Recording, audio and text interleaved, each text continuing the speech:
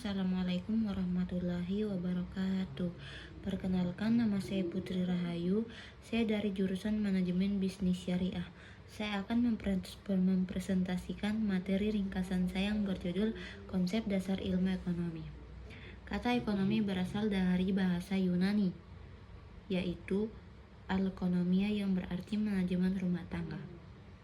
Asal kata oikos yang berarti keluarga atau rumah tangga, dan nomos yang berarti peraturan atau hukum.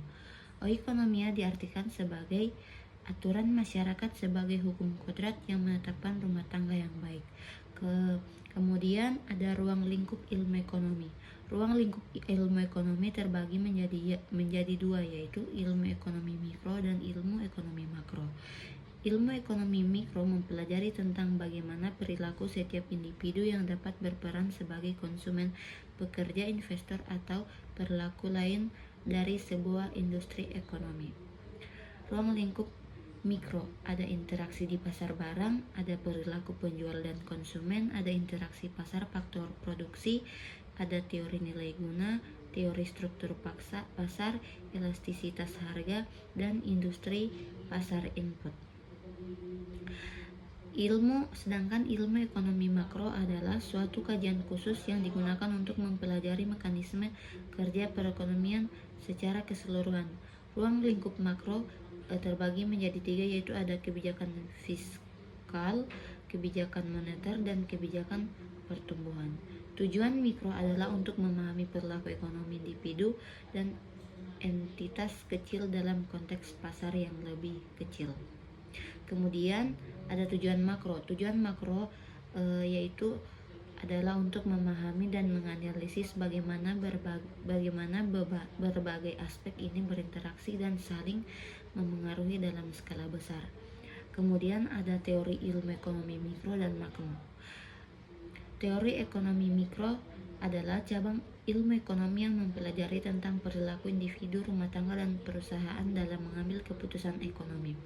Kemudian ada teori ekonomi makro, adalah cabang ilmu ekonomi yang mempelajari perekonomian secara keseluruhan.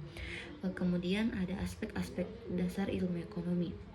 Aspek dasar ilmu ekonomi terbagi menjadi dua, yaitu ada kepemilikan dan distribusi kekayaan, dan ada pengelolaan sumber daya. Selanjutnya ada teori permintaan, penawaran, dan keseimbangan pasar. Teori permintaan dan kurva permintaan. Teori permintaan menerangkan tentang ciri hubungan antara jumlah permintaan dan harga.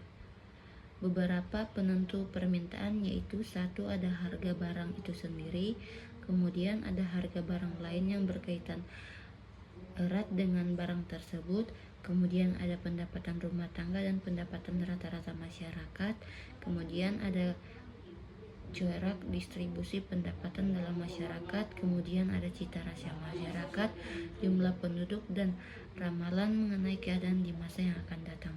Kemudian ada harga dan permintaan. Kemudian ada daftar permintaan, ada kurva permintaan, dan faktor-faktor yang mempengaruhi permintaan. Faktor-faktor yang mempengaruhi permintaan yaitu ada selera, pendapatan konsumen, harga barang jasa, pengganti atau pelengkap, dan intensitas kebutuhan konsumen. Kemudian ada teori penawaran dan kurva penawaran. Penawaran adalah jumlah barang dan jasa yang dijual pada waktu dan tempat tertentu. Penentu-penentu penawaran ada harga barang itu sendiri, harga barang-barang lain, biaya produksi, tujuan operasi tersebut, tingkat teknologi yang digunakan, dan musim. Kemudian ada ciri hubungan antara harga penawaran dan hukum penawaran, ada daftar penawaran, kurva penawaran. Kurva penawaran adalah grafik yang menggambarkan hubungan antara harga suatu barang tertentu dan jumlah barang tersebut yang tersedia untuk dijual. Kemudian ada faktor-faktor yang mempengaruhi penawaran, yaitu ada biaya produksi dan teknologi yang digunakan, tujuan perusahaan, pajak, tingkat teknologi yang digunakan, dan perkiraan harga barang di masa akan datang. Kemudian ada penentuan harga dan jumlah yang diperjualbelikan, Harga sesuatu barang dan jumlah barang yang diperjualbelikan ditentukan oleh permintaan dan penawaran barang tersebut. Kemudian ada beberapa kasus perubahan keseimbangan, yaitu satu, ada permintaan bertambah, dua, ada permintaan berkurang, tiga, ada penawaran bertambah, keempat, ada penawaran berkurang. Kemudian ada perubahan permintaan atau penawaran, pergeseran kurva permintaan ke sebelah kanan, ada pergeseran kurva penawaran ke sebelah kanan. Kemudian ada efek pertambahan permintaan. Efeknya itu terbagi menjadi dua, yaitu pengurangan permintaan atau kurva permintaan bergeser ke kiri menyebabkan harga turun dan jumlah barang yang diperjualbelikan berkurang. Kemudian ada pengurangan penawaran, kurva penawaran bergeser ke kiri menyebabkan harga naik dan jumlah barang yang diperjualbelikan berkurang. Kemudian selanjutnya ada teori nilai guna dan analisis kurva kepuasan. Definisi teori nilai guna yaitu ada utilitas marginal dan utilitas total. Utilitas marginal adalah pertambahan atau pengurangan kepuasan yang diperoleh seseorang sebagai akibat dari pertambahan atau pengurangan mengkonsumsi satu unit barang tertentu untuk memenuhi kepuasannya. Kemudian ada utilitas total. Utilitas total adalah jumlah seluruh nilai guna kepuasan yang diperoleh seseorang dari mengkonsumsi sejumlah barang tertentu. Kemudian ada teori nilai guna atau utility theory, adalah konsep dalam ekonomi yang menjelaskan bagaimana individu membuat keputusan berdasarkan preferensi mereka terhadap barang dan jasa. Menurut teori ini, nilai guna merujuk pada kepuasan atau manfaat yang diterima seseorang dari konsumsi barang atau jasa. Ada dua bentuk utama dari teori guna, yaitu ada teori nilai guna koordinal dan teori nilai guna ordinal.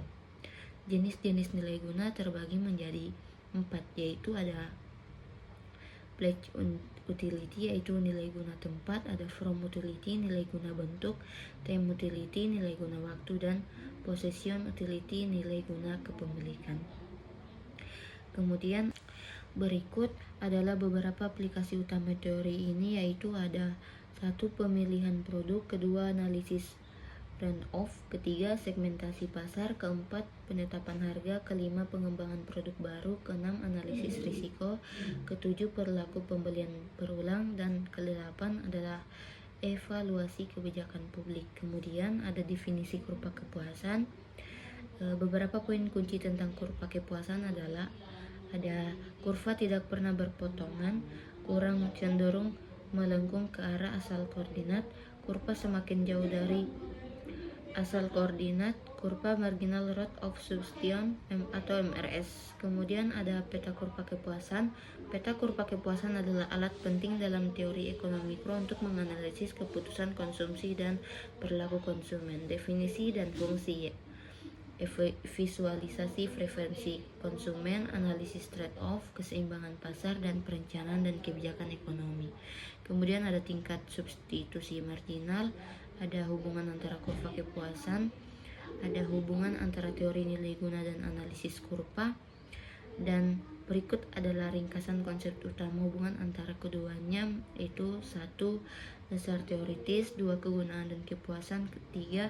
Preferensi konsumen, 4. Optimasi konsumsi, dan 5. Kurva indiferen dan kegunaan marginal. Kemudian ada pentingnya pemahaman teori nilai guna dan analisis kurva kepuasan dalam ekonomi.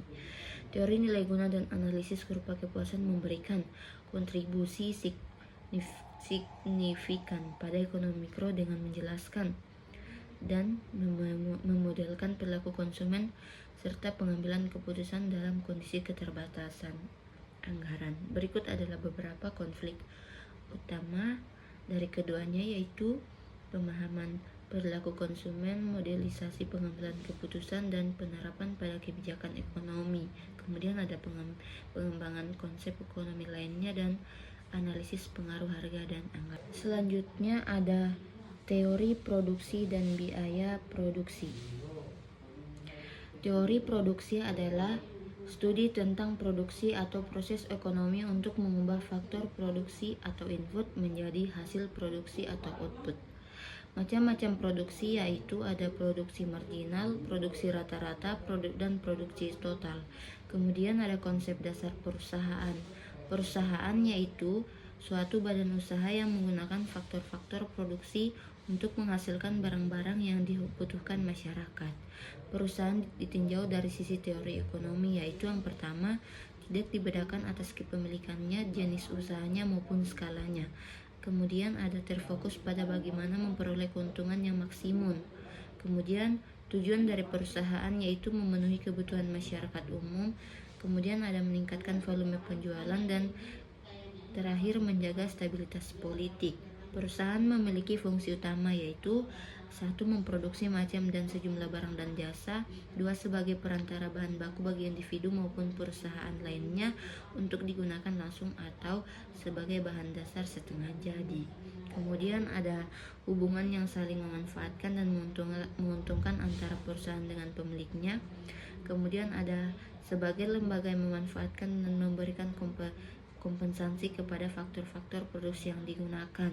Kemudian ada perusahaan biasanya berintikan orang-orang yang dapat memproduksi barang secara lebih ekonomis.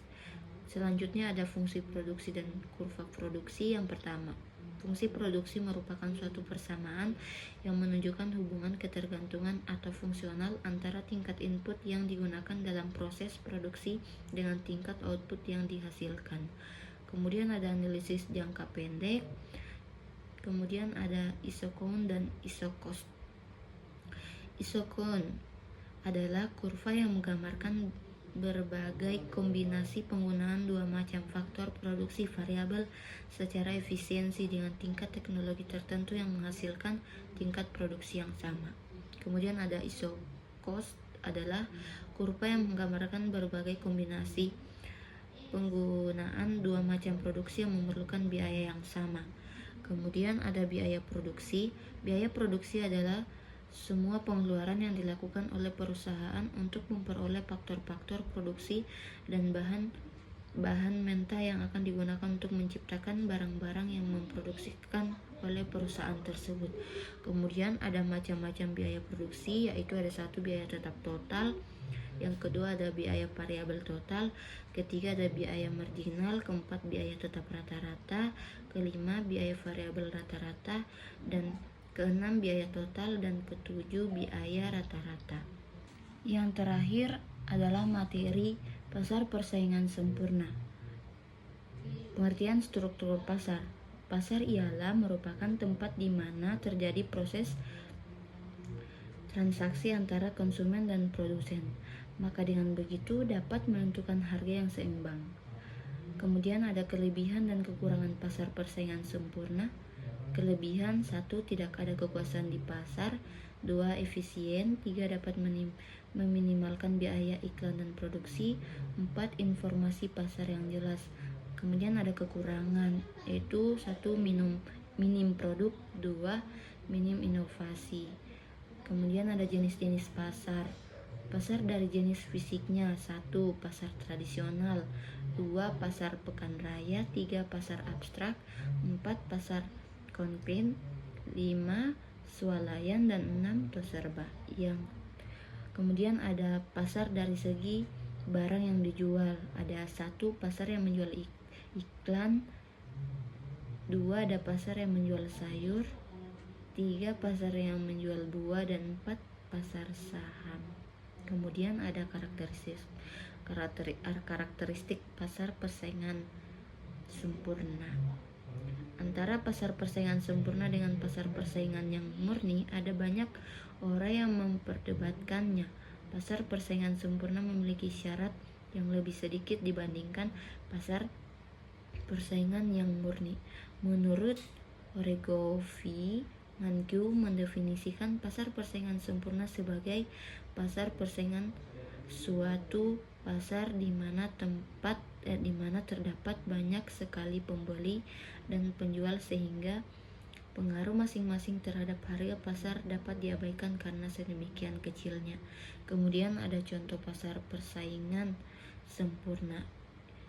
Ciri-ciri utama dari pasar persaingan sempurna meliputi: 1. Banyak dan pembeli. 2. Barang yang homogen. 3. Tidak ada hambatan masuk keluar pasar. 4. Informasi yang sempurna. Dan 5. Tidak ada tangan pemerintah. Mungkin itu saja yang dapat saya sampaikan. Lebih dan kurangnya mohon dimaafkan. Assalamualaikum warahmatullahi wabarakatuh.